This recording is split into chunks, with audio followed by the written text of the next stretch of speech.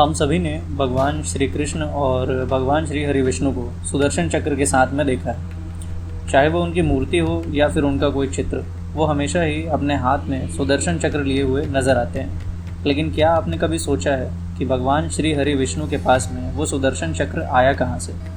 उन्हें किसकी पूजा और तपस्या करनी पड़ी जिसके फलस्वरूप उन्हें सुदर्शन चक्र प्राप्त हुआ? आइए जानते हैं इसके बारे में थोड़ा और विस्तार से।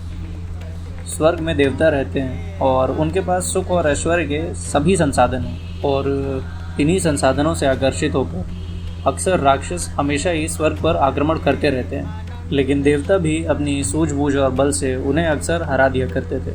हाँ, कभी कभी ऐसा भी हो जाता था कि देवता हार भी जाते थे, लेकिन फिर सभी देवता भगवान विष्णु के पास मदद मांगने जाते थे और उनकी सहायता से देवता असुरों को लड़ाई में हरा दिया करते थे और स्वर्ग पर फिर से देवताओं का आधिपत्य हो जाता था।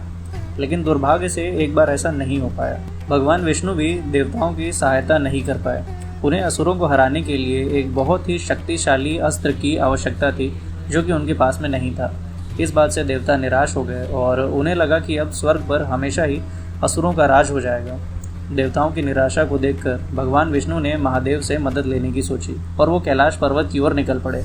जब भगवान विष्णु कैलाश पर्वत पहुंचे तो उन्होंने देखा कि महादेव तो ध्यान में लीन हैं। उन्होंने महादेव का ध्यान भंग करना उचित नहीं समझा और उनके ध्यान से बाहर आते तक उनकी पूजा करने लगे। महादेव की पूजा और महादेव का ध्यान करते करते भगवान विष्णु को काफ़ी समय हो चला था। वो हर दिन महादेव को 1000 कमल के फूल अर्पित किया करते थे। अब देखिए, महादेव भले ही ध्यान में हो, लेकिन वो हैं तो देवों के देव ही। उन्हें सब पता था कि भगवान विष्णु एक बहुत ही खास और बहुत ही शक्तिशाली अस्त्र के लिए उनके पास आए हैं। इसलिए महादेव ने उनकी परीक्षा लेने की सोची। एक सुबह जब भगवान विष्णु पूजा के लिए कमल के फूल लेने गए तो उन्हें बस 999 कमल के फूल ही मिले। अब ये तो बड़ी दुविधा वाली बात हो गई। लेकिन अगर महादेव परीक्षा ले रहे थे तो परीक्षा देने वाले भी ब्रह्मांड के संचालक थे। विष्णु को याद आया कि उन्हें कमल लोचन भी कहा जाता है, यानी कि जिनके नयन कमल के समान हैं। फिर क्या था, भगवान विष्णु ने बिना एक भी क्षण सोचे अपनी एक आंख महादेव को अर्पित कर दी। उनकी इस निस्वार्थ भक्ति को देखकर महादेव ने अपना ध्यान तोड़ा और भगवान विष्णु को सुदर्शन चक्र दिया। तभी से सुदर्शन चक्र भगवान विष्णु का सबसे शक्तिशाली अस्त्र बना और हमेशा ही उनके साथ भी रहा।